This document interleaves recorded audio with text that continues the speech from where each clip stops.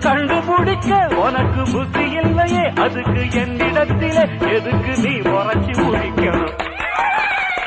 நம்ம முதலாளி நல்ல முதலாளி, வெள்ள மனம் நல்ல குணம் உள்ள முதலாளி.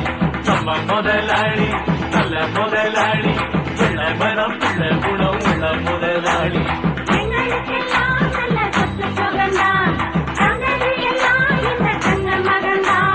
நம்ம முதலாளி நல்ல முதலாளி, வெள்ள மனம் நல்ல குணம் உள்ள முதலாளி. நம்ம முதலாளி